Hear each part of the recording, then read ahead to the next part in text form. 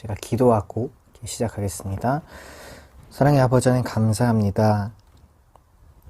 주님과 동행하는 이 여정 가운데 우리를 초대해 주심에 감사드립니다. 우리가 걸어가는 그 길이 쉽지 않을지라도 주님과 날마다 동행하는 그 길이 정말 하나님 나라의 주 믿습니다. 이 땅 가운데 하늘의 뜻이 이루어지기를 기도하며 그렇게 나아가는 우리 될 수 있게 도와주세요. 감사드리고 예수님의 이름으로 기도드립니다. 아멘.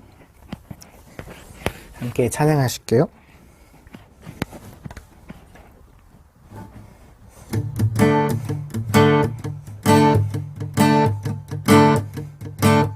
예수로 나의 구주 삼고 성령과 피로써 거듭나니 이 세상에서 내 영혼이 하늘의 영광 누리도다. 이것이 나의 간증이요, 이것이 나의 찬송일세. 나 사는 동안 끊임없이 구주를 찬송하리로다. 온전히 주께 맡긴 내 영, 사랑의 음성을 듣는 중에 천사들 왕래하는 것과 하늘의 영광 보이도다. 이것이 나의 간증이요,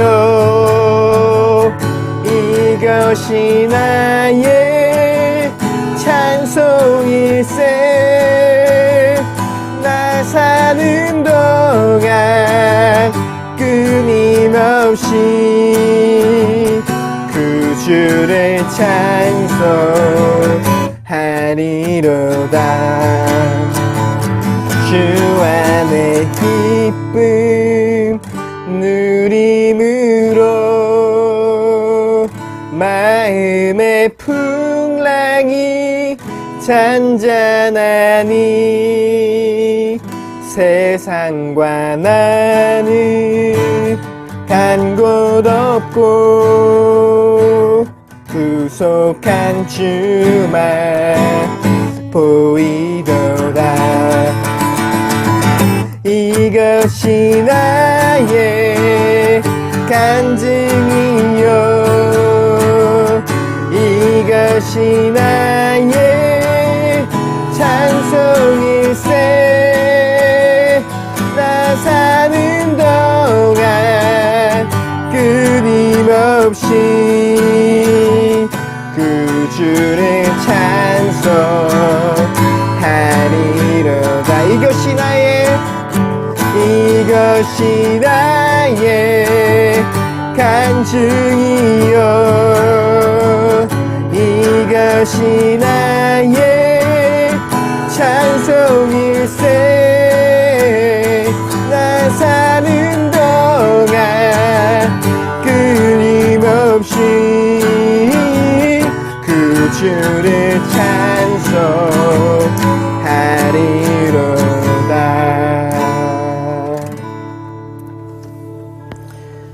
시간 잠깐 같이 함께 기도했으면 좋겠습니다.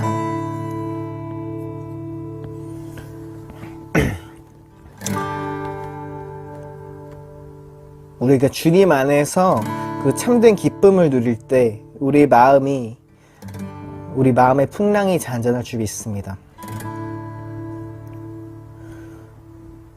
우리 세상 속에서 살지만 세상과도 구별되어야 하는 그리스도인들로서 우리 삶이 간증이고 우리 삶이 고백이 되는 그런 삶 될 수 있게 해주세요. 세상과의 격리와 단절을 선언하는 것이 아니라 복음을 들고 우리가 세상 가운데로 나아가 겸손히 섬기고 그 하늘나라의 기쁨을 전하는 사람들 될 수 있게 이 시간 함께 같이 기도했으면 좋겠습니다. 기도드리겠습니다. 사랑의 아버지 감사합니다. 우리를 불러주심에 감사합니다. 주님, 그러나 우리를 불러주신 것이 우리 어떠한 잘남과 어떠한 때문이 아님을 고백합니다. 주님이 불러주셨기 때문이고 우리는 가서 세상 가운데서 소외된 자, 고통받는 자, 또 차별받는 자, 이런 자들을 섬겨야 될 의무가 있음을 고백합니다. 주님, 우리 그리스도인들이 교회에만 머무는 것을 넘어서 이 세상을 섬기고 이 세상 가운데 정말로 그 빛과 소금의 역할을 감당하는 그런 우리들 될 수 있게 도와주세요. 주님, 세상의 아픔과 고통을 외면하는 자들 되지 않게 하시고, 비록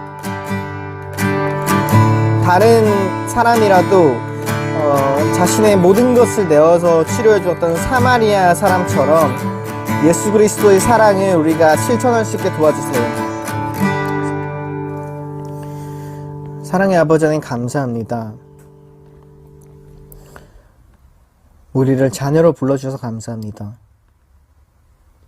주님께서 우리를 자녀로 불러주셨음은 우리가 잘났거나 우리 어떤 부분이 특출해서가 아님을 기억합니다. 오히려 예수께서 가셨던 그 길, 세상을 섬기며 자신의 목숨을 대속물로 내어주셨던 그 길을 가라고 우리를 부르시는 것임을 믿습니다. 말로만 고백하는 자들이 아니라 삶으로 살아내는 자들 되게 해주세요. 그리하여서 하늘나라의 그 기쁨이 이 땅 가운데 소외된 자들, 무시받는 자들, 차별받는 자들,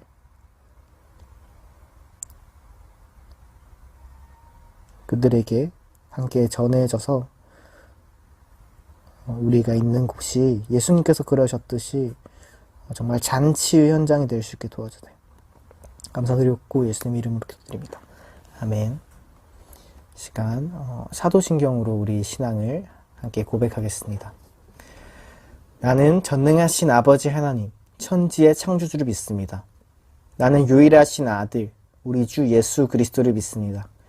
그는 성령으로 잉태되어 동정녀 마리아에게서 나시고 본디오 빌라도에게 고난을 받아 십자가에 못 박혀 죽으시고 장사된 지 사흘 만에 죽은 자 가운데서 다시 살아나셨으며 하늘에 오르시어 전능하신 아버지 하나님 우편에 앉아 계시다가 거기로부터 살아있는 자와 죽은 자를 심판하러 오십니다.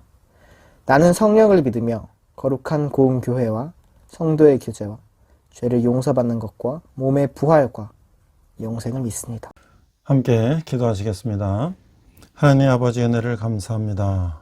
저희들이 이제 신약을 또 우리가 나누고자 합니다. 예수님께서 이 땅에 오셔서 저희를 죄를 대신하여 십자가에 돌아가시고 부활 승천하신 것을 우리가 또 배우며 또 예수님 다시 오실 때까지 우리가 이 세상에서 어떻게 살아야 될지 또 우리가 생각하는 그런 기간이 될 수 있도록 인도하여 주시옵소서.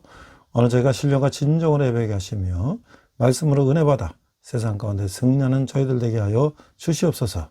감사드리며 예수님 이름으로 기도했습니다. 아멘. 안녕하세요.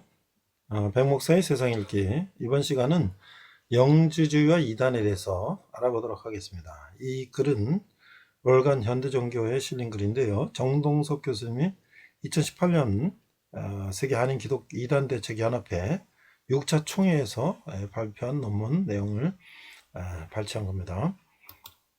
자, 신약 성경에는 그리스도인을 가장 미혹하는 신앙의 양태를 영육 이원론의 영주주의로 지목하고 있다.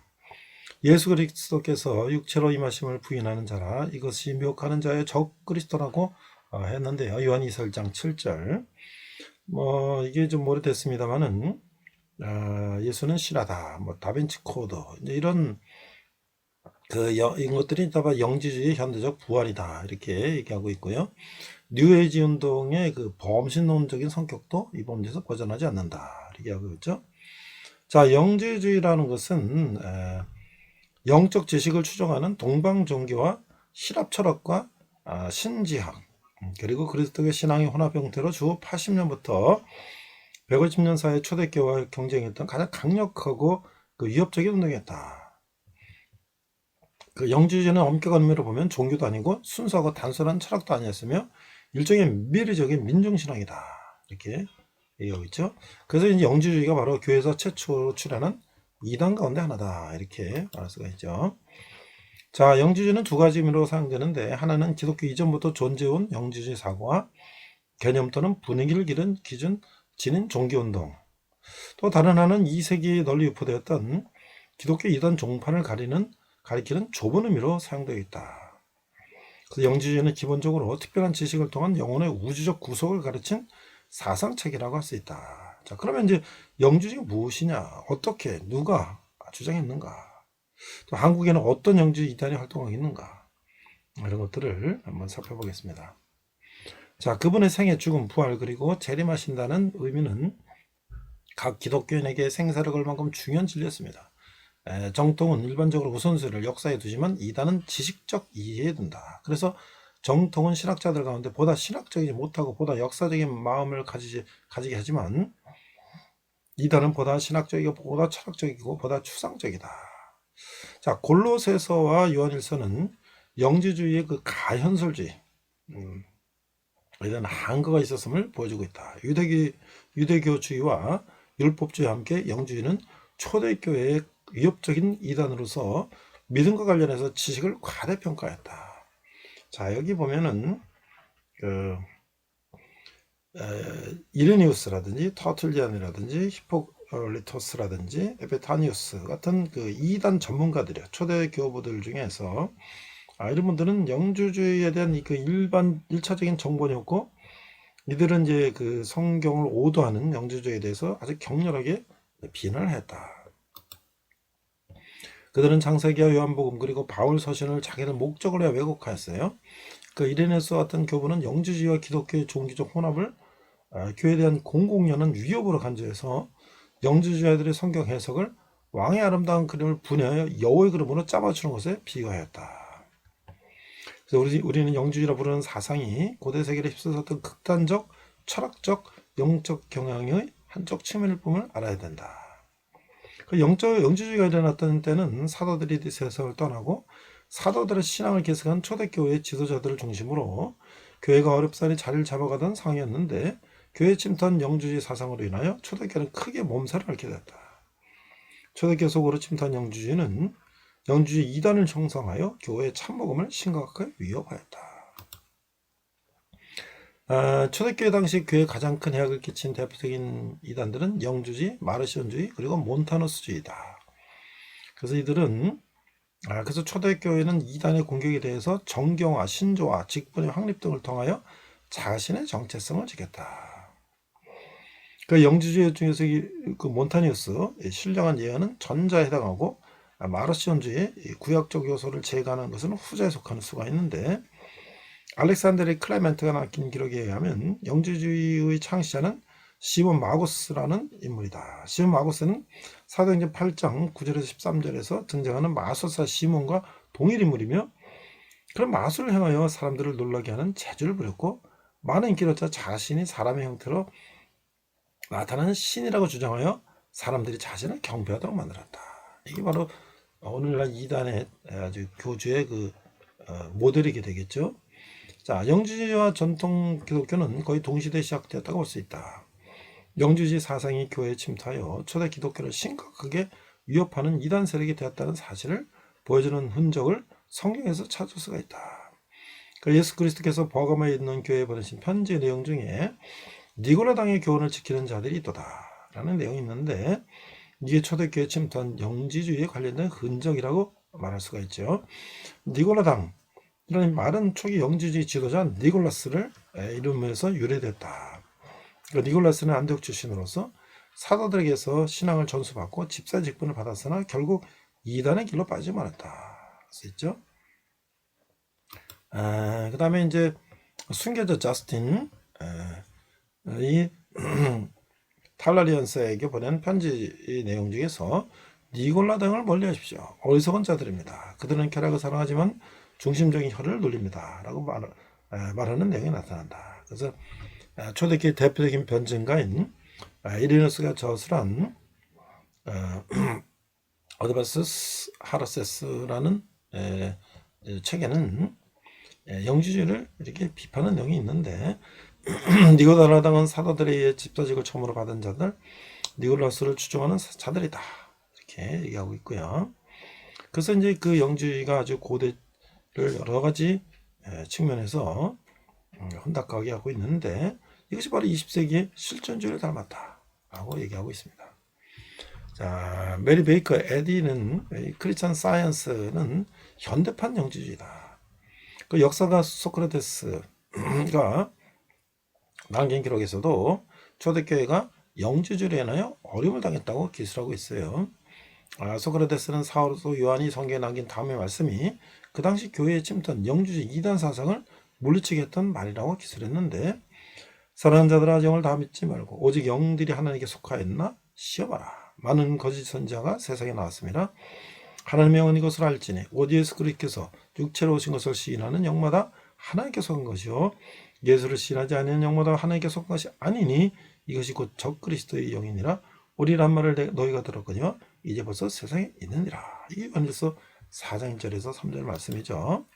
자, 기독교 영주주의를 살펴보면 1945년 이집트 나가마디 지방에서 영주주의 문서가 대량 발견하면서 영주주의에 대한 연구가 이제 본격적으로 시작됐는데 초대교회 속으로 침투한 영주주의는 교회 참복음을 심각하게 위협했고 근데 그 영주주의 뿌리가 어디서 온 거냐 하는 것을 보면 크게 5가지 나눌 수가 있는데 첫째 동양 종교 유래설이다. 조라스터교, 신부종교, 점성술, 마술 등에서 나왔다. 둘째는 헬라 사상 유래설이다. 기독교 신앙이 시인 플라톤 철학의 흙탕물로 오염됐다고 보는 경향인데 플라톤의 철학이 이제 기독교를 오염시켰다. 또 동방적인 불교와 관계도 있다는 주장도 있고요. 세 번째는 유대교 유래설인데 유대교의 금욕적이고 묵시적인 종파 SNF파의 이원론적 세계관에 뿌리를 두고 있다. 자, 네 번째는 기독교 내부 유래설인데 기독교 내부 이단적 사상에서 유래했거나 1, 2세기 번창한 기독교의 한 형태다. 자, 다섯 번째는 고대 종교 및 사상의 혼합설이다. 기독교 전파 과정을 통해서 일어난 일종의 혼합 현상으로 보는 것이다. 이렇게 보고 있는 것이죠.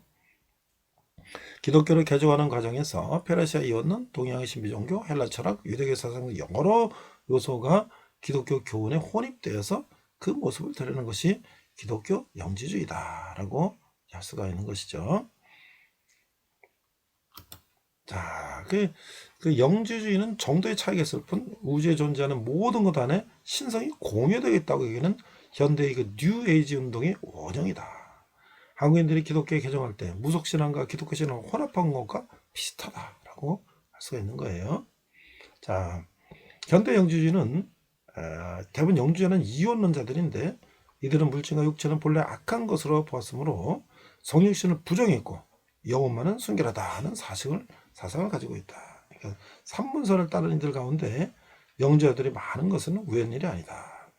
그러니까 영지주의자들은 성육신한 예수와 그의 고난과 죽음을 받아들일 수 없다는 거예요. 그래서 이제 현대판 영지주의가 오늘날 우리 주위에 신천지라든지 오늘날의 영주의 이단이 있는데 자기들만 갖고 있는 영적 비밀을 깨달아 구원을 받는다고 유혹하는 신천지가 대표적이고 뭐 이만희가 자칭 보혜사이기 때문에 뭐 비밀스러운 건 뭘 풀이를 한다 뭐 이런 식으로 이제 하고 있죠. 그래서 이 이단 교주들은 자기를 뭐 보혜사다, 동방의 감람나무다, 이슬성신이다, 약속된 목자다, 사도 요한격 목자다, 뭐 이긴 자다, 만왕의 왕, 대주제, 총회장 등으로 이제 신격화하는 것이죠. 이게 과거의 영지주의에서 이제 배운 것이죠. 자, 그 다음에 이제 영지주의 이단 구원파가 있는데 정통교회는 모두 자신이 죄 이름을 깨닫고 회개하여 예수님을 영접하고 신뢰와 구원받는다고 가르치는데, 이 박옥수라는 이단은 죄사함, 거듭남의 비밀이라는 슬로건을 내걸고 포기 활동을 하고 있는데, 회개하면 죄가 씻어진단 말이 성경 어디 있냐? 회개해서 죄를 씻는 것도 성경의 방법이 아니다. 그래가지고 자기가 새로운 이제 이 교리를 만들어 가지고, 박옥수는 의지적 회개가 없이 자신이 죄가 사해진 것을 의지와 관계없이 수동적으로 깨달음으로 구원을 받는다는 영주주의적 이단 사상으로 많은 이들을 미혹하고 있다는 거예요. 정통교회는 예수를 믿어 의롭다함을 받은 후에도 성품은 여전히 사함받은 죄인이라고 가르치나, 박옥수는 신분과 성품이 한꺼번에 의인이 됐다고 가르치고 있다는 거예요. 자, 기독교는 회개로 시작해서 회개로 끝나는 종교인데, 그 신학적으로 무지한 박옥수는 죄사함을 깨달음으로만 의인이 된다는 교리를 만들어냈어. 그러나 우리는 의롭다고 여기심을 받은 것이지 의인이 되는 것은 아닌데, 이제 이 죄사함, 거듭남의 비밀을 깨달으면 구원받는다고 미혹하는 이 박옥수 집단도 대표적인 이제 영주지단이다라고 할 수가 있는 것이죠. 자, 한국의 영주주의를 보면 교회사적으로 거의 모든 이단은 자신들만 바른 복음을 가진 것처럼 하고 있는데, 한국에도 보면 이제 통일교회 문선명이라든지 전도관의 박터선, 신천지 이만희, 박옥수 같은 사람들이, 또 이장님이 이제 다미성교회라는 다가올 미래를 대비하라, 뭐 이런 것도 역시 다 그런 것이고, 또 이제 그리스도의 비밀, 뭐 구원의 비밀이라는 말을 즐겨 사용하는데, 이것도 마치 유광수 다락방 전도운동도 마찬가지다. 그러니까 유광수가 가장 많이 사용하는 말 가운데 무슨 비밀이라는 말들을 어렵지 않게 찾을 수 있는데, 이런 것들도 다 무슨 자기를 추정하는 자들만 그리스도의 비밀을 깨달아 알고 있는 것처럼 호도하고 있다는 것이죠. 자, 이게 이제 초대교회 영주주의들이 가지고 있는 어떤 그 비밀, 그런 것들을 문선명, 박태선, 이만희, 안상홍 등 사입 이단들이 다 그것을 이제 써먹고 있다는 거예요.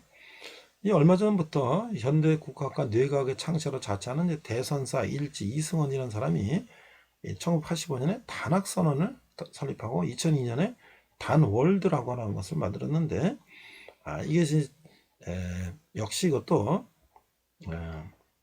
영주주의 이단의 한 개파라고 할 수가 있다라고 할 수가 있는 것이죠.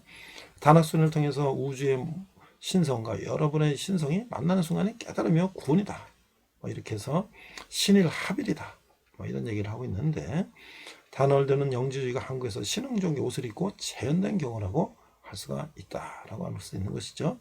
자, 결론을 보니까 영주주의는 신비적 지식을 통해 구원을 성취하려는 한 종교운동이었는데, 교회는 영주주의를 논박하는 과정을 통해서 신앙 신조와 권위 체계를 확립하게 되었다. 영지파의 그 시크릿 티칭이죠. 비밀스러운 걸 가르친다는 것을 논박하는 과정에서 신약 정경, 사도적인 전통, 사도적 권위가 정립되었다. 그 영지주의 도전으로 신학 활동이 촉진되었다. 따라서 많은 반영주주의 교부들이 배출되어 올바른 신론 기독권 인간론이 확립되었다. 따라서 예수 그리스도가 진정한 인간인 동시에 진정한 하나님을 분명히 알 수가 있었다. 그러니까 이제 신약의 어떤 그 교리적인 체계가 오히려 이 반기독교적인 영주주의와 대항하게 해서 교리가 정착되었다, 정립되었다 하는 것도 좀 특별한 이야기가 될 수가 있고요. 영주는 우리나라에서 여러 이단의 모습으로 재현되고 있다. 원합주의 문제점과 위험성을 우리에게 지적해주는 동시에 초기 기독교 교부들이 생존을 걸고 확립한 성서적 기독교 진리를 잘 보존하고 갖고 올 것이다 라고 말씀하고 있어요. 우리가 이제 오늘날에 있는 이런 이단들이 그 뿌리가 바로 영주주의에 있다라는 것을 알고 우리가 이것을 잘 대책을 세워야 될 것 같습니다. 이상 백 목사의 세상 읽기 영주주의와 이단이었습니다. 자, 이제 저희들이 이제부터 이제 신약을 나누게 됐습니다. 그러니까 예수님의 생애로 읽는 사복음서인데요. 오늘은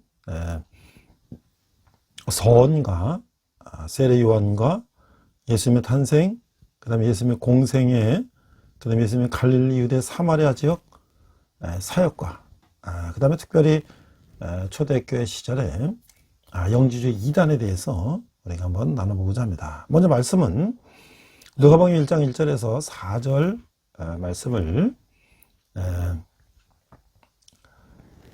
한글과 영어로 한번 읽어보도록 하겠습니다. 자, 누가복음 1장 1절. 데오벨로 각하에게 우리 중에 이루어진 사실에 대하여 처음부터 목격자와 말씀에 일꾼된 자들이 전하여 준 그대로 내력을 조설하려고 붓을 든 사람이 많은지라. 그 모든 일을 그럼부터 자세히 미루어 살핀 나도 데오벨로 각하에게 차례대로 써보내는 것이 좋은 줄 알았노니 이는 각하가 알고 있는 바를 더 확실하게 하려 함이로다. 이렇게 누가복음에는 기록이 되어 있죠. NIV 버전으로 보니까 Many have undertaken the drop on account of the things that have been fulfilled among us, just as they were handed down to us by those who from the first were eyewitnesses and servants of the word. Therefore, since I myself have carefully investigated everything from the beginning, it seemed good also to me to write an orderly account for you, most excellent Theophilus. 4절, so that you may know the certainty of the things we have been taught. 이렇게 돼 있어요. 자, 우리가 이제 그 성경에서 복음서에서 선이다. 자, 그럼 특별히 우리가 이제 누가복음이다 라는 것을 한번 생각해 볼 때, 그 누가복음서를 누구에게 바쳤는가?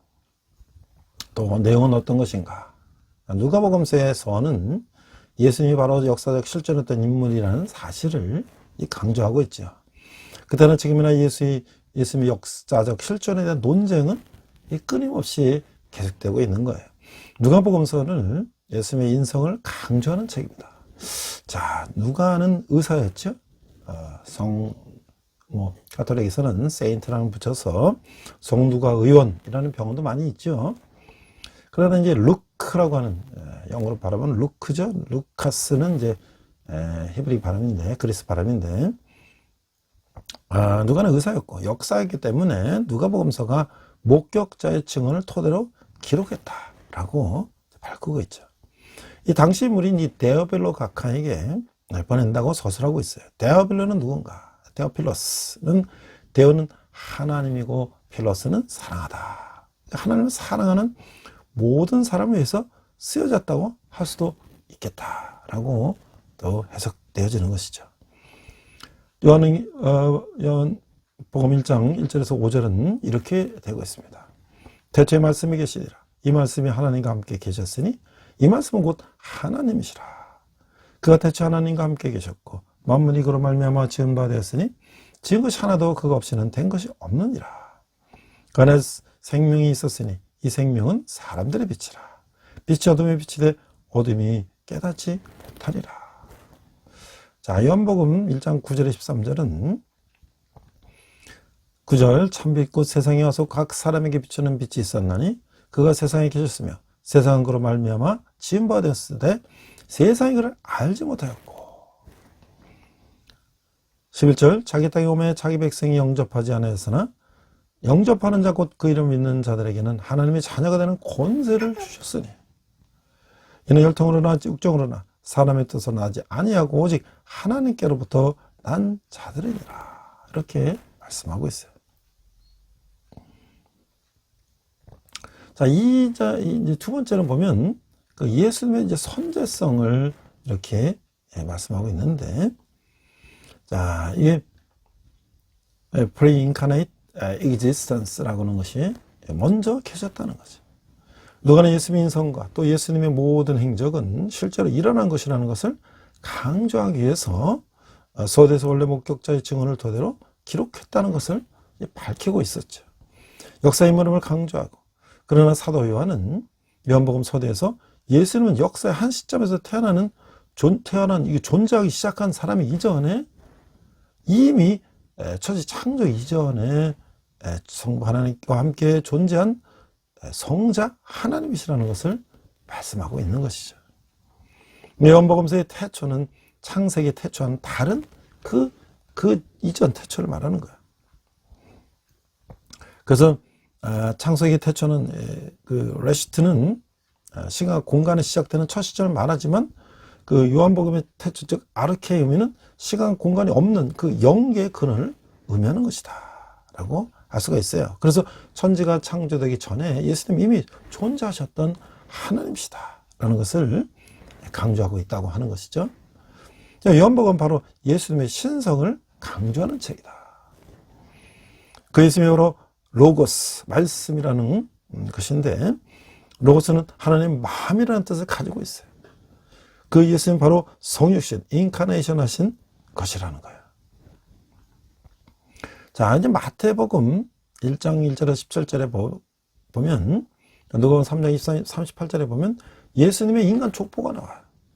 이 성경 족보는 그 끝에 나오는 사람을 부각시키기 위해서 이제 사용하고 있는데 구약의 족보의 최종 끝은 바로 예수님이라고 하는 거예요. 그래서 구약은 오실 메시아를 기다리면서 쓴 책이고 구약의 족보적 최종 끝은 예수님이다 라고 하는 것이죠. 그래서 구약은 오실 메시아를 기다리면서 쓴 책이고 구약의 그 메시아는 바로 예수님이시고 그래서 구약은 오실 메시아를 기다리면서 쓴 책이다. 그리고 구약의 메시아는 바로 예수님이고 예수님 오심으로써 구약의 족보는 종교를 짓는다 라고 볼 수가 있는 것이죠. 그 신약에서는 족보가 다시 등장하지 않아요. 그래서 마태복음의 족보는 요셉의 계열을 보여주는데 그 족보는 아브라함으로부터 시작해서 14대씩 3부로 나뉘어 보여주고 있는 거예요. 첫 단계는 14대는 이제 족장들이죠. 두 번째 14대는 이제 왕들이에요. 이 마지막 14대는 포로 이후에 없어진 왕들을 대신하여 이 평민들의 지도자들을 이제 보여주고 있어요. 14대씩 묶은 것은 이 족보에 흐르면서 중심되는 인물이 다윗이고 다윗은 히브리 알파벳 숫자의 개념을 모두 더하면 14가 되기 때문에 14대씩 따랐다는 이제 견해가 있어요. 그러나 14대로 정하기 위해서 실제로 빠진 사람들이 있다고 하는 것이죠. 마태는 그 족보에 4명씩 4명의 여인을 등장시켰어요. 누가의 족보는 요셉으로 출발하여 역으로 거꾸로 올라가는 거예요. 그래서 아담으로 올라가요. 그 누가의 족보는 이 마리아 계열이다 라고 할 수가 있는 것이죠. 자, 이제 우리가 보면 세례 요한과 예수님의 탄생을 우리가 복음서에 볼 수가 있죠. 구약은 메시아가 오기 전에 엘리야가 먼저 온다고 했어요. 가브리엘 천사는 예수님 잉태되기 6개월 전에 스가랴에게 나타나서 세례 요한이 태어날 것을 알리고 6개월로 마리아에게 수태고지를 하는 것이죠. 잉태한 것을 알려준다는 것이죠. 예수는 말구에서 태어나서 탄생 결례 예식을 마친 후에 헤롯의 유아 학살을 피해서 이 애굽으로 피신했다가 갈릴리 지방 나사렛에서 돌아가서 거기서 어린 시절을 이제 보내게 되는 것이죠. 자, 그래서 누가복음 2장 5절에서 2장 1절에 7절을 보니까 마리아의 창가에서 보는 이제 기독교의 이제 세 가지 에센스가 있다. 이제 윌리엄 바클리의 누가복음에 나오는 이야기인데 첫 번째는 이제 교만을 타파했다. 누가복음 1장 51절 그의 팔로 힘을 보이사 마음의 생각에 교만한 자들을 흩으셨고 두 번째는 정치 사회적 개혁이다. 누가복음 1장 52절 권세 있는 자를 그 위에서 내리치셨으며 비천한 자를 높이셨고 세 번째는 경제적 개혁이다. 누가복음 1장 53절에 보니까 줄인 자를 좋은 것으로 배불리셨으며 부자는 빈손으로 보내셨다. 자, 이제 두 번째로 보니까 이 베들레헴에서 예수님의 탄생이 나타나죠. BC 5년 이 가을경 이제 그 임마누엘 하나님 우리 함께 하신다는 것이 이제 실현됐다고 하는 거예요. 마태복음 1장 23절은 예수님 이름을 임마누엘이라고 명한다고 했어요. 그래서 우리 함께 하신다는 뜻이죠. 임마누엘의 예수님은 그 지상의 마지막에는 내가 너에게 분부한 모든 것을 가르쳐 지키게 하라. 볼지어다 내가 세상 끝날까지 너희와 항상 함께 있으리라 라고 마태복음 28장 20절에서 말씀하셨어요. 또 처자들 강보로 싸서 구유에 누웠으니 이는 여관에 쓸 곳이 없음이노라. 이게 누가복음 1장 7절의 말씀이죠. 하나님 인간의 몸을 입고 이 땅에 오셨을 때 그를 맞이한 자가 없었다는 것은 그게 무엇을 의미하는 거죠? 예수님이 오늘날 우리의 삶의 주인으로서 모시는 삶을 살아가고 있는가를 우리가 돌아볼 수가 있다고 하는 것이죠. 자, 그 다음에 이제 목장에서 알리는 이제 그 예수의 명령과 이 결례 예식, 탄생 후 8일째 이 결례 예식이 나오고, 그 다음에 이제 동방박사가 이제 방문하고, 그 다음에 애굽으로 이제 피신했다가 다시 귀환하는 그런 사건이 나오고, 그 다음에 예수님의 어린 시절과 12살 정도 됐을 때 이제 6월절에 예루살렘 성전에 갔다가 돌아오는 길에 이제 예수님을 잃어버리고 예수님을 찾는 그런 사건들. 다시 예수님을 찾아 성전에 가보니까 성전의 제사장들과 토론을 하고 있는 그런 예수님을 발견했다고 하는 것이죠. 자, 그런데 오늘날의 그 이단들은 예수님을 어떻게 설명하고 있는가? 그 예수님의 인성을 부인하는 이단들.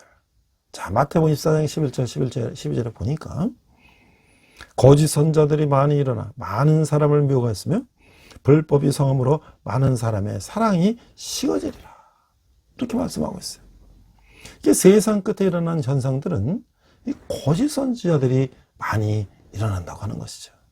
여기서 거짓 선자들은 이 선지자가 아닌데 선지자처럼 많은 사람들을 미혹하게 하는 그 이단들이라고 하는 거예요. 이단들은 진리의 말씀을 거짓으로 가르치는 불법을 성하게 하고 있다고 하는 거예요. 많은 사람을 귀신의 가르침으로 미혹해 해서 하나님을 사랑하는 마음을 식어지게 하고 있다라고 하는 것이죠. 이단이란 성경의 근본적인 기독 교리를 부인하고 그들이 직통계시에 의존하여 많은 사람들을 미혹하는 것을 가리키고 있다는 거예요. 세계적인 이단들이 세상 끝에서 활동하고 있어요. 세계적인 이단들은 기독교를 이용하여 미혹하고 있지만 성경을 바로 알고 너희 예수 이름으로 물리쳐야 된다고 하는 것이죠. 이 19세기부터 나왔던 이단들이 오늘까지 끊임없이 미혹하고 있어요. 그래서 이 대표적으로 여러 이제 이단들, 무슨 일베전의 카톨릭도 그렇게 보고 있는데, 여하층이라든지 몰몬교라든지 안식교라든지 굉장히 많죠. 우리나라에도 많은 이단들이 있어요. 신천지라든지 하나님의 교회, 안성증인, 통일교, 정명사, 구원파, 이렇게 수많은 기독교 이단들이 있죠. 특이한 사실은 이들은 기독교하고 비슷하게 성경을 가지고 가르치면 성경을 제대로 가르치지 않고 기독교의 가면을 쓴 이단이라고 하는 거예요. 여기서 몇 가지 대표적인 이단들을 다뤄보면 그들은 한결같이 삼위일체 하나님을 부인한다고 하는 거예요. 특히 예수님의 신성을 부인하거나 그래서 결론부터 말하면 예수님의 재림을 앞두고 수많은 불법의 이단들이 많은 사람을 미혹해서 구원을 받지 못하게 하는 이 사단의 세력이다라고 할 수가 있는 것이죠. 이단에 그러는 그 배우가 바로 사탄이라는 거예요. 이는 성령이 밝히 말씀해주고 계시는데 결국은 구원자 예수 이름으로 구원을 받지 못하게 하고 양심에 화이 맞아서 거짓말하는 자들이다. 디모데전서 4장 1절에서 2절을 보니까 성령이 밝히 말씀하시기를 오히려 어떤 사람들이 믿음에서 떠나 미혹해하는 영과 귀신의 가르침을 쫓으리라 하셨으니 자기 양심이 화이 맞아서 외식함으로 거짓말하는 자들이라 라고 말씀하고 있는 거예요. 이단들의 이 불법을 막고 미혹하지 않으려면 성경 66권을 바로 알고 있어야 한다고 하는 거예요. 그렇게 하면 성령의 조명하심을 받고 우리가 정신을 차리고 기도하고 기독교의 근본에 충실해야 된다고 하는 것이죠. 이사야 8장 20절에 보니까 마땅히 율법과 증거의 말씀을 쫓을지니 그들이 밝히는 말하는 바가 이 말씀에 맞지 아니하면 그들이 정령이 아침빛을 보지 못하고 라고 말씀하고 있는 거예요. 이단의 가르침으로 기독교 흉내를 내고 비슷하게 하더라도 가짜는 진짜가 될 수가 없다고 하는 것이죠. 이단의 잘못된 교리로 영혼이 불못으로 떨어진 것은 불을 보듯 뻔한 것이다 라고 할 수가 있는 거예요. 그래서 이런 여화증이나 몰면이나 안식교나 통일교나 이런 하나님의 교회 이런 것들은 신천지 구원파 등은 그런 뭐냐면 결말은 심한 흑암 가운데로 쫓겨 들어갈 것이다 라고 말씀하고 있는 것이죠. 이사야 8장 9절에 보니까 땅을 보아도 환난과 흑암과 고통의 흑암 뿌리니 그들이 심한 흑암 가운데로 쫓겨 들어가리다. 자, 혹시 이 내용의 글을 염탐하는 이단들이 있다면 그런 내용을 읽어 하나님의 성령에 붙잡혀 회개하여 바른 기독교의 근본 교리로 거듭나기를 우리는 예수님의 이름으로 기도해야 할 것이죠. 자, 우리가 이제 항상 영지주의, 이제 초대교회부터 시작해서 오늘날까지 그 영지주의가 뭔가 라는 것을 제가 자료를 찾아보니까 참된 기독교와 영지주의는 서로 배타적인 믿음체계이기 때문에 사실상 기독교 영지주의라는 건 없다. 이 기독교를 흉내내서 기독교의 가면을 쓴 건데 사실 그건 기독교가 아니라고 하는 것이죠. 영지주의 원칙은 기독교와 모순된다고 하는 거예요. 그러므로 몇몇 형태의 영지주의가 기독교라고 주장하더라도 실제로 전혀 기독교가 아니다라고 할 수가 있는 것이죠. 영지주의는 아마도 처음 3세기 동안 초기 교회를 위협했던 가장 위험한 이단이었다고 하는 거예요. 영지주의는 플라톤과 같은 철학자의 영향을 받아서 그 두 가지 그릇된 전제를 기반으로 삼고 있어요. 첫째는 뭐냐면 정신과 물질에 관한 이원론이에요. 영지주의자들은 물질은 본래 악하고 영은 선하다고 주장하고 있어요. 이런 전제의 결과로 영지주의자들은 몸으로 행한 일들은 아무리 지독한 죄라도 아무런 의미가 없다고 말하고 있어요. 왜냐하면 실적인 삶은 영적인 영역에서만 존재하기 때문이다 라고 생각하기 때문이죠. 두 번째는 영지주의자들은 특정 소수에게만 알려져 있는 더 높은 진리, 곧 향상된 지식을 소유하고 있다고 주장하고 있어요. 영지주의는 안다는 의미를 지닌 그 헬라 단어 그노시스에서 유래되는데 영지주의자들은 더 높은 지식을 소유하고 있다고 이제 주장하고 있어요. 그 지식은 성경에서 온 것이 아니라 높은 차원의 신비한 존재로부터 얻은 것이라고 하는 거예요. 영지주의자들은 자신들이 하나님에 대해서 더 높은 지식을 소유하고 있기 때문에 다른 사람들보다 높은 특권 계층에 속해 있다라고 생각한다는 것이죠.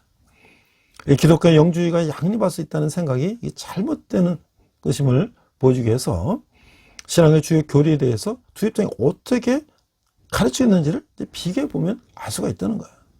구원에 가서 영주의는 어둠의 한상으로부터 우리를 자유롭게 해주는 신성한 지식을 습득함으로써 구원을 얻을 수 있다고 가르치고 있어요. 영주의들은 예수 그리스도와 그분의 원래 가르침을 따른다고 주장하지만 모든 면에서 그리스도와 모순되고 있는 거예요. 예수께서는 지식을 통해서 얻은 구원에 관하여 말씀한 적이 없다는 것이죠. 자, 구원은 오직 죄로부터 구원하시는 구세주이신 예수님을 믿음으로만 얻을 수가 있다고 하는 것이죠. 너희는 그 은혜에 의하여 믿음으로 말미암아 구원을 받았으니 이것은 너에게서 난 것이 아니요 하나님의 선물이라. 행해서 난 것이 아니니 구원 누구든지 자랑하지 못하게 함이라라고 에베소 2장 8절에서 9절에 말씀하고 있어요. 더욱이 그리스도께서 제시하는 구원은 특별한 계시를 얻은 몇몇 소수의 사람들을 위한 것이 아니라 모든 사람들에게 거저 허락된 것이라고 하는 것이죠.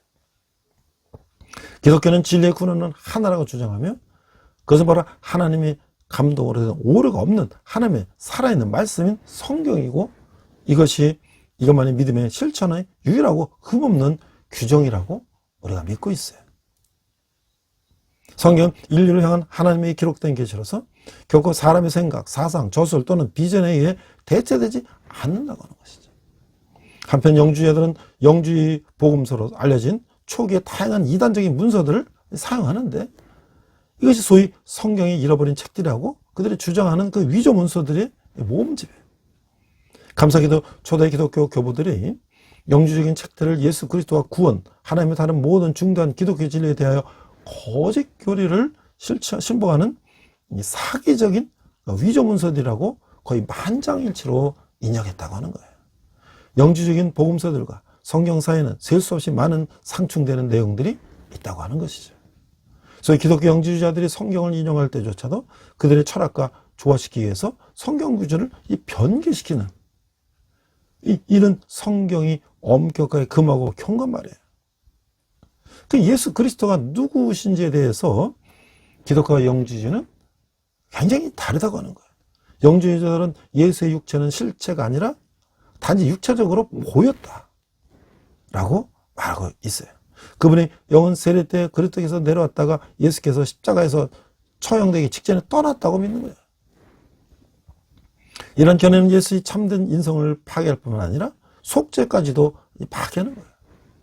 왜냐하면 예수님은 참으로 하나님이실 뿐만 아니라 죄를 대신할 수 있는 대속물이 되기 때문에 십자가상에서 실제로 고통당하고 죽으신, 육체적으로 실제 하신 그런 사람이기 때문에 이 때문이라고 하는 거예요.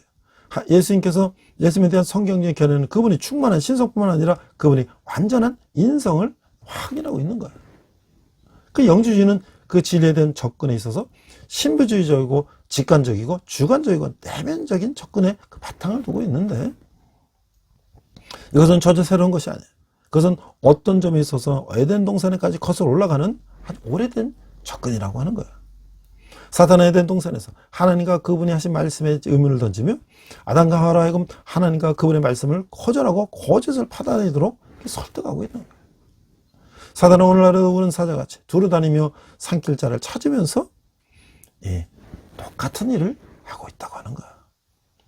그러나 여전히 하나님과 성경을 의심하도록 요구하면서 순진하고 성경을 잘 모르는 사람들, 혹은 특별하고 독특하며 다른 사람보다 우월감을 느끼게 하는 어떤 개인적인 계시를 찾는 사람들을 그물로 사로잡는 거예요. 우리는 사도 바울이 말한 대로 범사하려 좋은 것을 취하여야 할 것이라고 하는 것이죠. 그렇게 하면 유일한 진리인 하나님의 말씀에 비추어 모든 것을 점검받아야 된다라고 하는 거예요. 그래서 우리가 성경을 바로 알고 성경을 바로 읽고 바로 깨달아야만이 이단에 넘어가지 않는다고 하는 것이죠. 자, 아니 우리가 3부에 가서 보니까 이제 예수님은 이제 공생의 사역을 시작하시는 거죠. 구약은 이 메시아가 오시기 전에 엘리야가 먼저 온다고 말했어요. 세례요한은 바로 메시아가 오시기 전에 그의 첩경을 지름길을 곧게 하고 하나님의 나라를 이루기 위한 메시아의 사역을 위해서 광야에서 회개하며 회개를 촉구하는 구약의 마지막 선지자라고 하는 거예요. 세례요한은 구약의 마지막 선지자로서 구약의 역사를 예수님의 사역으로 이어지는 역할을 감당하는 이 사역을 이제 시작하고 있는 것이죠. 그 외침은 회개였어요. 그래서 바로 하나님 나라의 백성이 되는 자격 요건을 말하는 것이고, 예수님은 바로 하나님의 구약에서 꿈꾸던 하나님 나라를 이 땅에 선포하시려고 성취하시는 이 사역을 시작하게 되는 것이죠.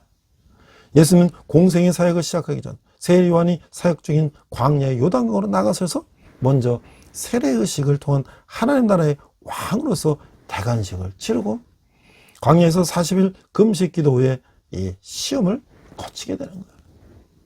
그리고 다시 그와 함께 사역할 제자들을 선발하시기 위해 시작하고 가버나움으로 돌아오셨어요. 그때가 바로 AD 26년 봄이었다고 하는 거예요. 자, 그래서 이제 세례 요한은 어떻게 증거를 하고 있는가?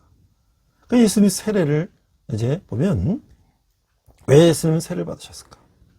모든 세례는 죄를 회개하는 것인데 예수님의 세례는 죄와 관계가 있는 세례가 아니고 마태복음 3장 15절에 모든 의를 이루기 위함이라고 했어요. 그것은 바로 하나님 나라를 이루기 위함이라고 하는 것이죠.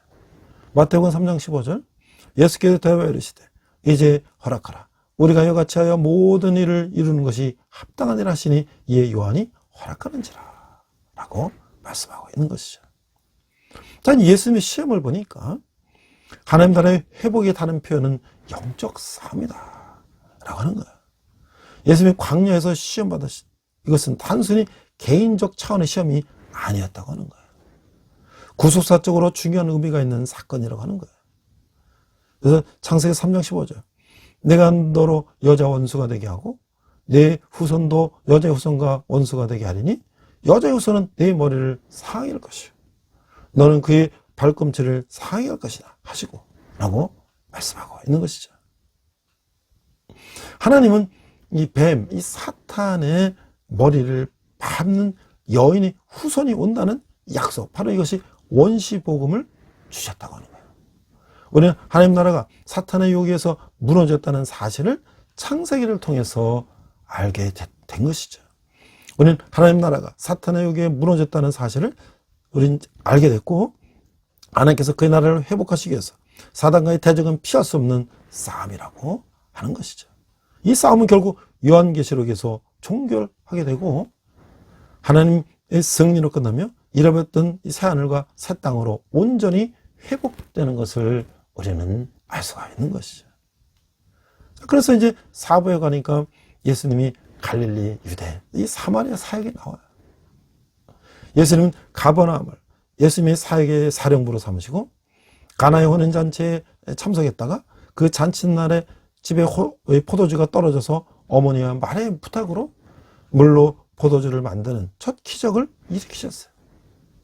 그 후에 첫 유월절을 지키기 위해서 예루살렘을 방문하고 약 8개월 동안 머물면서 유대 지역에서 사역을 시작하게 되는 거예요. 이때 예루살렘에서 니고데모의 방문을 받고 거듭남의 교리를 가르쳐주고 있어요. 세례 요한이 헤롯에 대하여 그의 악행을 설교하자 헤롯은 세례 요한을 체포하고 이를 계기로 예수님은 다시 갈릴리로 일단 물러나게 되는 것이죠. 오는 길에 사마리아 여인을 만나게 됐어요. 자, 우리가 이제 가나 혼인잔치를 보니까 이것은 예수님의 이제 첫 기적인데 이 기적의 본질은 이 변화라고 하는 거예요. 요한복음은 선별된 8개의 기적의 본질은 모두 이 변화라고 하는 거예요. 물이 변화해 포도주가 됐다는 것은 그 변화를 말하는 거예요. 단순히 물리적인 형식적인 건망의 변화를 의미하는 것이 아니라 화학적, 실제적, 본질적인 변화를 말하는 것이다. 이 변화는 구약의 율법주의적 가치관에서 하나님 나라의 가치관과 질서로 바뀌어야 한다는 메시지를 담고 있는 기적이라고 보아야 한다고 하는 것이죠.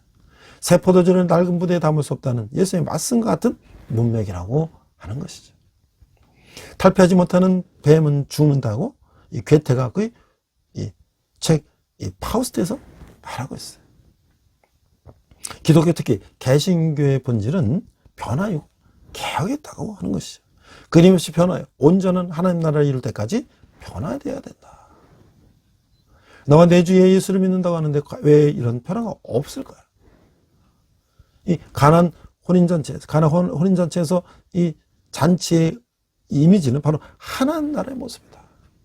잔치는 에덴의 모습이다. 창세기 2장 8절 9절에 보니까 여호와 하나님이 동방에 에덴의 동산을 창설하시고 그 지으신 사람을 거기 두시니라. 여호와 하나님이 그 땅에서 보기에 아름답고 먹기에 좋은 나무가 나게 하시니 동산 가운데는 생명나무와 선악을 알게 하는 나무도 있더라. 자, 이 낙원의 회복과 하나님 나라를 우리가 생각해 볼 때에 예수님이 잔치에 오셨다는 것은 어떤 의미일까요? 예수님이 이 잔치에 오셨다는 것은 바로 그 또 잔치에 포도주가 모자란다는 건 뭘 말하는 것일까요? 그 모자람의 주인은 모자란다고 하는 것은 어떤 의미일까요? 자기 중심성 때문에 스스로 하나님에 대해서 자기가 주인이 돼서 그 인간적인 그 생각의 삶을 살기로 한 인간은 에덴의 풍요로움으로부터 이탈하고 저 결핍, 그 모자람의 삶을 살아갈 수밖에 없는 처지가 된 것이다 라고 할 수가 있다는 것이죠. 그것은 바로 자기중심적인 이 선택의 결과라고 하는 것이에요. 이 모자람의 자리에 예수님이 계신다는 것은 무엇을 말해주고 있는 것인가? 예수는 모든 모자람의 문제를 해결해 주시는 분이시라는 것을 우리가 알아야 된다고 하는 것이죠. 하나님의 뜻으로 돌아가야 한다는 것이죠. 바로 그것에 하나님의 나라가 이루어지기 때문에 물은 율법을, 포도주는 생명의 복음으로 해석하는 견해가 있는데 이에 따르면 물은 구약이고 포도주는 신약을 상징한다고 보는 사람들도 있어요. 자, 물이 포도주로 바뀐 사건은 물의 신앙에서 포도주의 신앙으로 바뀐 것이며 신앙생활의 질적 변화를 의미하는 거예요. 하인이 물 항아리를 아기까지 채우려는 예수님의 명령에 순종하는 모습은 곧 기적은 하나님의 능력과 인간의 순종이 멋지게 이루는 합작품이다 라는 것을 말해주고 있다고 하는 것이죠. 사실 성경의 모든 기적은 바로 이 공식에 의해서 이루어진 것을 볼 수가 있다는 거예요. 순종은 하나님 나라의 기초가 되고 순종은 이 인간적인 생각을 버리고 하나님 뜻을 택하는 결단을 말하고 있다고 하는 거예요. 그 예수 순종 후에 하나님 뜻이 이루어지기 때문에 하나님 나라의 질서를 가져다 주시는 분인 것을 나타내는 바로 표적이라고 할 수가 있다고 하는 거예요. 자, 이제 요한복음에서 보면 8가지 기적만을 선택하여 기록하고 있는데 근데 그 8가지 기저귀는 이제 변화, 트랜스폼이라고 하는 공통점을 보여주고 있는데, 첫 번째, 물이 변해서 포도주가 됐어요. 그러니까 슬픔이 기쁨으로 변하는 거예요. 그 다음에 신하의 아들을 고치는 게 나오는데, 병든 자가 건강하게 바뀌는 거예요. 그 다음에 베데스다 못의 병자를 고치는데, 무능한 자가 왕성한 자로 바뀌는 거예요. 오병이의 기적, 굶주림이 배부름으로 바뀌는 것이에요. 바다를 걸으시면 근심이 평화로 바뀌고, 소경이 눈을 뜨는 거, 어둠이 빛으로 바뀌고, 죽은 나사를 살리신 거, 죽음이 생명으로 바뀌는 것이고, 8번째, 대량의 물고기를 잡는 것은 좌절과 실패가 풍요로운 성공으로 바뀐다는 것을 말하고 있다는 거예요. 자, 이제 예수님과 사마리아 여인이 만나는 모습이 나오죠. 예수님이 갈릴리로 돌아가시는 길에 사마리아 지방을 의도적으로 통과하고 계세요. 당시 관습은 유대 사람은 유대 지역에서 갈릴리를 갈 때 사마리아를 거쳐서 갈릴리로 가면 하루만을 갈 수 있는 길을 사마리아를 피해서 요단강 동쪽으로 돌아서 강도들이 우글거리는 길을 택해서 우회해야 된다는 것이에요. 그 이유는 이스라엘 왕국 분열 이후부터 생기기 시작한 이 지역 감정이 포로시기에는 서로 적대 감정으로 발전해서 유대인들은 사마리아인들과 상종하기를 매우 싫어하게 됐다는 것이죠.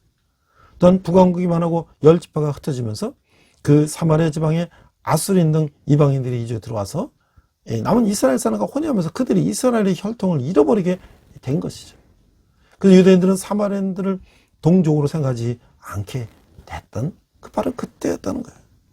예수님은 의도적으로 이런 위험한 관습을 깨고 당시 여자와 정면으로 대하지 않는 그 율법적 규례를 타파하면서 불행에 빠져있는 한 여인을 어느 우물가에서 만나기 위해서 의도적으로 이 길을 택해 가셨다고 하는 거예요. 그 사마리아로 통행하여 하겠는지라. 그래서 그 여인을 만나고 그 여인을 불행에서 해백시켜 주신 것을 우리가 볼 수가 있는 것이죠. 이 사마리아 여인의 문제점은 심리적으로는 관계 중독증 환자라고 어느 상담가는 말하고 있어요. 또 이 여인은 결손 과정에 성장하면서 성인이 되는 과정 중 자기 개별을 이루지 못함으로써 의존성이 강화되고 남을 의존하지 않고서는 삶을 영위할 수 없는 심적, 영적 불구자가 됐다고 하는 거예요. 이런 사마리아의 수가성 여인을 예수님은 치유해 주시려고 지역 감정이 극에 달해 있는 그래서 모두 사마리아 지방을 통과해서 여행하기를 싫어하는 그런 가운데도 여인과 직접 대면하면 안 되는 바리새인의 문화를 타파하고 사마리아 지방에 의도적으로 들어가셨다는 거예요. 그 예수님은 바로 우리의 문제를 해결하시기 위해서 우리 함들과 함께 동행하시는 임마누엘 하나님이시라고 하는 것이죠. 자, 이 기독교는 안식의 종교이지만 안주를 추구하는 종교는 아니에요. 은혜 받고 교회 안에서만 뜨거운 신자가 되기 위해서 예수님이 우리를 구원한 것이 아니라고 하는 거예요. 바로 이 사마리아 여인처럼 세상을 해결하는 성도가 되게 하기 위해서 우리를 구원하셨다는 사실을 깨닫고 우리가 행동해야 한다고 하는 거예요. 신앙생활은 교회가 중심이 되어야 하는 것은 사실이에요. 그러나 이 중심이라는 단어는 두 가지 개념으로 사용되어야 한다는 사실을 우리가 알아야 한다는 것이죠. 하나는 구심적 중심이고 단어는 이제 원심적 중심인데 구심적 중심은 가운데에 모이는 중심이고 원심적 중심은 바깥으로 흩어지는 중심이다. 그래서 교회 중심이라는 것은 이 두 가지 중심이 이 개념이 적용돼야 되는데 예배를 위해서 모이고 그때 사랑을 전하기 위해서 흩어져야 된다는 거예요. 그래서 교회는 하나님께 예배드리기 위해서 모이는 교회가 되고 동시에 하나님 나라를 건설하기 위해서 세상으로 나가야 하는 흩어지는 교회가 돼야 된다라고 말하고 있는 거예요. 그래서 그 사마리아는 이제 예수님을 전하러 흩어졌다고 하는 것이죠. 자, 우리가 이제 그 리더십의 유혹을 한번 생각해 보면 우리는 이 독선적인 리더십 유혹에서 어떻게 벗어날 수 있을까? 예수님은 리더십을 발휘하기 직전에 광야에서 40일 동안 금식하시면서 마귀로부터 시험을 받으셨죠. 예수님은 유혹을 단호히 물리치므로 참된 리더의 모델을 보여주셨어요. 오늘 우리 리더들이 리더십을 통해서 얻는 합법적인 이점들이 있는데 지위, 권력, 특권이 바로 그거예요. 그러나 각각의 이점과 함께 매우 엄청난 유혹이 따라오기 때문에 리더십을 남용하는 리더들은 몰락하게 된다는 거예요. 리더십을 유혹을 어떻게 단호히 물리칠 수가 있을까? 그 리더에게 주어지는 그 지위라는 것이 있죠. 그 지위라는 것을 남용하고라는 유혹이 있다는 거예요. 직장에서 승진하자마자 이 독자자가 되어본 사람을 우리가 본 적이 있죠. 승진하기 전까지는 좋은 사람이었는데 승진하면 갑자기 모든 사람을 깔보며 과한 것을 요구하는 그 사람이 있어요. 지위는 남용되기 쉽어요. 지위의 남용으로 나타나는 결과는 비현실적인 요구라고 하는 거예요. 이런 필적 요구는 사람들을 비도덕적으로 만들게 되는 것이죠. 이때 필요한 것이 바로 뭐냐면 겸손한 리더십, 섬기는 리더십이다. 예수님이 우리에게 보여주셨다는 거예요. 두 번째는 권력을 남용하려는 유혹이 있다. 이 보스가 되는 것과 리더가 되는 것은 차이가 있어요. 독자적인 리더가 가장 좋아하는 말은 내가 그렇게 말했으니 잔말하지 말고 하라고 하시오 라는 거예요. 이런 리더를 위해서 일할 사람이 몇이나 될까요? 그런 리더는 무슨 말을 해야 하는지, 왜 하는지에 대해서 설명하고자 시간을 할애하지 않는다고 하는 거예요. 자, 이제 세 번째는 특권을 이용해서 이득을 취하는 이제 유혹이 있는데, 리더는 좀 더 많은 것을 가질 수 있는 위치에 있지. 그들에게 더 많은 돈과 이윤이 돌아오고, 그들을 더 소비할 많은 시간적인 차이가 주어져요. 그러나 그것을 다스릴 수 있는 사람은 많지가 않다는 거예요. 특권을 이용하여 이득을 취하려는 유혹을 피하기 위해서 필요한 것은 바로 청지기적인 리더야. 예수님이 우리에게 보이신 그런 리더십을 해야 된다는 거예요. 그럼 그 청기적, 프리타니즘은 어디서 나왔는가? 그것이 바로 이 16세기 영국 잉글랜드에서 전통적인 복음주의를 지향했던 이 기독교인들을 의미하는 것이다. 이들은 전통적인 복음주의 안에서 루터주의와 캘빈주의 계열 그리고 잉글랜드 성공회와 함께 전통적 복음주의를 추구했어요. 정교회들은 영국의 종교개혁이 불완전하게 성취되어 여전히 가톨릭 교회의 계도와 원칙이 잔재로 남아있다고 생각을 했어요. 정교회들은 도덕적인 순수성과 종교성을 추구하며 낭비와 사치를 배격하고 근면 성실을 강조하며 잉글랜드의 중산층으로 자리를 잡아갔던 것이죠. 신학적으로는 성경에 기초한 전통적인 복음주의를 개성하고 성경주의적 사상을 가지고 있었다는 거예요. 그래서 이 청교도의 교리를 보면 청교도들의 신앙은 하나님의 뜻에 합당한 각자의 삶과 교회와 사회와 국가를 건설하는 거예요. 이런 목표를 달성하기 위해서 신앙적이고 사상적인 활동을 전개하는 거예요. 청교도 사상의 핵심은 개인 언약, 교회 언약, 사회 언약의 언약 사상이었다고 하는 것이죠. 이런 언약 사상은 자발적이고 구체적이며 실현 가능한 사상의 발전을 의미하고 있다고 하는 거예요. 이 청교도 운동에는 이 7대 사상이 있는데, 먼저 성경 중심의 신앙생활이다. 로마 가톨릭 부정과 부패에 대항하여 시작된 종교계의 연결고리에서 캘빈주의에 입각한 성경을 바르게 읽고 성경의 바른 가르침의 생활을 하자는 거예요. 그 다음에 두 번째는 뭐냐면 철저한 주일성수예요. 십계명은 하나님의 명령으로서 안식일을 굳게 지켜 신앙의 공동체를 확실히 구별하자라고 하는 것이죠. 세 번째는 직업에 대한 청지기로서의 소명정신을 갖는 거예요. 목사와 주교와 신부만이 사역자가 아니라 모든 직업이 하나님 맡기신 청지기로서의 삶이 있다는 것을 생각했다는 것이죠. 네 번째는 자녀교육에 대한 책임과 의무예요. 자녀들이 하나님의 뜻에 따라 바로 살기 위해 그들을 가르치고 교육하는 것이 매우 중요하다고 생각했다는 것이죠. 기독교 학교를 세우고 기독교 가정교육을 바탕으로 자녀가 신앙적으로 성장하도록 했다고 하는 거예요. 또 다섯 번째는 정통교회를 세우는 것을 일관된 원칙으로 했어요. 교황과 왕과 사람의 권위가 지배하는 교회가 아니라 예수께서 머리가 되는 교회를 세우자는 거예요. 여섯 번째는 예언자 말씀을 따라 정의사회와 국가를 구현하자는 거예요. 이것이 바로 미국의 성공적인 국가 모델이 됐다고 하는 거예요. 일곱 번째는 11조 생활의 엄격한 구별과 정신이라고 하는 거예요. 재물에 대한 사고를 바르게 하고 교원함으로써 경제적 자본주의의 기틀을 마련했다고 하는 것이죠. 이 청교도들은 주일 성수와 주일 예배, 기도 생활, 경건한 가정과 거룩한 삶을 생활의 의무로 삼았다고 하는 거예요. 청교도들은 성경쯤의 생활을 기초로 정하였고 또 세상의 논리와 철학과 정치에 기초한 것이 아니라 철저히 성경 중심의 가치를 삶의 1순위로 정했다고 하는 거예요. 또 그들은 개혁주의자들이었어요. 로마 카톨릭과 잉글랜드 국교회를 거부하고 오직 믿음으로 솔라 피데, 오직 성령으로 솔라 스크립트라, 오직 하나님의 영광을 위하여 솔라 데오, 글로리아라는 3대 개혁을 실천하고자 했다고 하는 것이죠. 전고대 예배는 성경 중심, 진리 중심, 하나님 중심으로 설교하고 교훈을 했다는 거예요.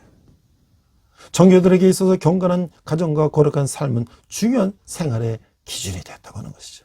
가정을 통하여 하나님 중심의 자녀로 성장하고 양육되어 그들이 자라서 청교도 정신을 계승하고 이어짐으로써 성경의 역사가 계속돼서 진행하도록 해야 된다고 하는 것이죠.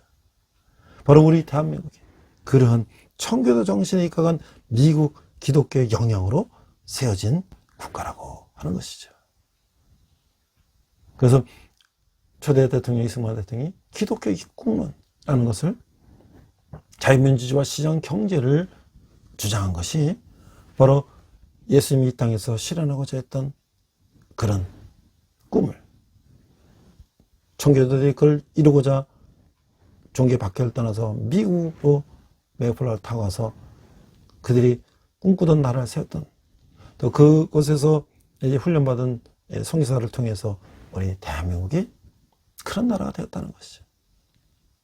세상에 아무리 지금 물질 만능주의와 여러 가지 세상의 어떤 그런 유혹들이 있을지라도 우리 크리스찬들은 그런 청교도 정신을 배워서 예수님 이 땅에서 실현하고자 그런 뜻을 우리가 이뤄나가는 저와 여러분 되시기를 주님 이름으로 축원합니다. 기도하겠습니다. 하나님 아버지 은혜를 감사합니다. 오늘 이 복음서를 우리가 나누게 됐습니다. 하나님 아버지 예수님께서 우리에게 보여주신 그 모든 것들을 우리가 배우고 따라서 실천하며 세상을 변화시키는 저희들 되게 하여 주시옵소서.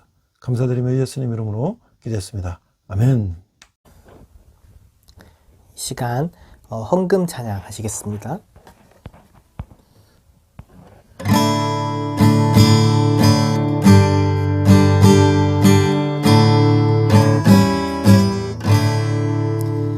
내게 있는 모든 것을 아낌없이 드리네.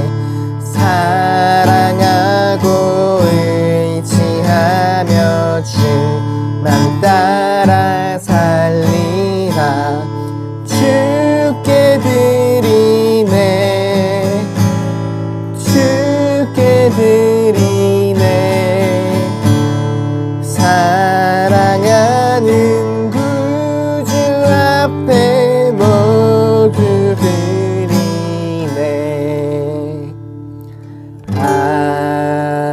아멘.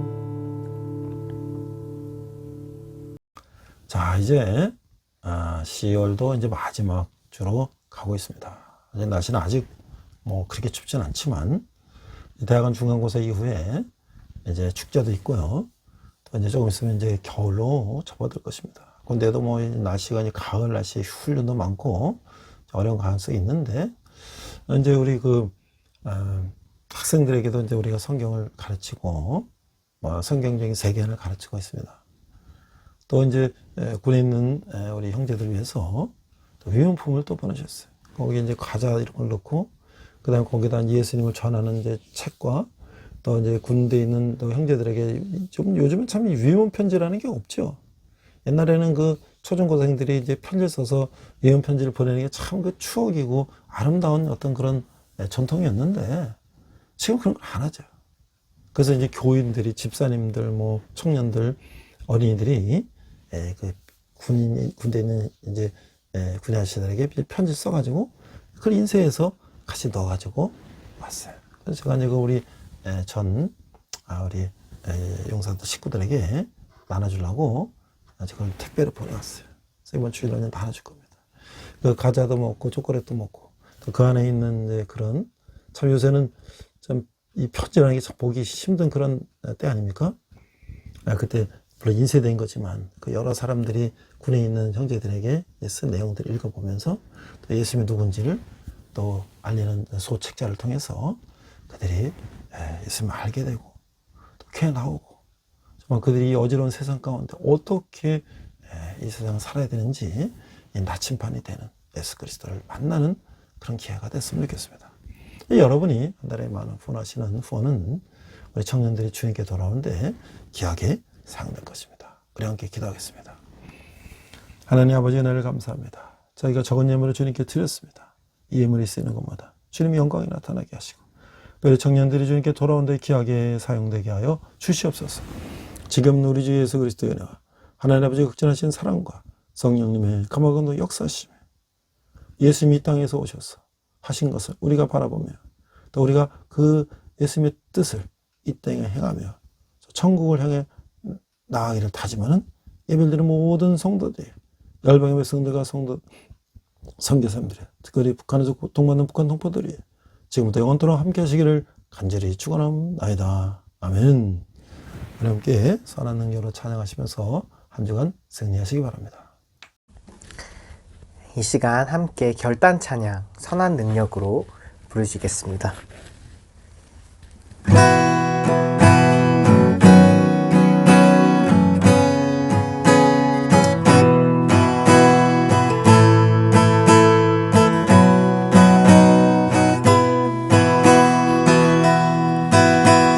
선한 힘에 고요히 감싸여 그 놀라운 평화를 누리며 나 그대들과 함께 걸어가네 나 그대들과 하늘을 여네 지나간 어물 어둠의 날들이 무겁게 내 영혼 짓눌러도 오 주여 우릴 외면치 마시고 약속의 구원을 이루소서 그 선한 힘이 우릴 감싸시니 믿음으로 일어나리 기대하네 주 언제나 우리와 함께 계셔 하루 또 하루가 늘 새로워 주께서 밝히신 작은 촛불이 어둠을 헤치고 타오르네 그 빛에 우리 모두 하나 되어 온 누리에 비추게 하소서 그 선한 힘이 우리 감싸시니 믿음으로 일어날 일 기대하네 주 언제나 우리와 함께 계셔 하루 또 하루가 늘 새로워 이 고요함이 깊이 번져갈 때 저 가슴 벅찬 노래 들리네 다시 하나가 되게 이끄소서 당신의 빛이 빛나는 이 밤 그 선한 힘이 우릴 감싸시니 믿음으로 일어날 일 기대하네 주 언제나 우리와 함께 계셔 하루 또 하루가 늘 새로워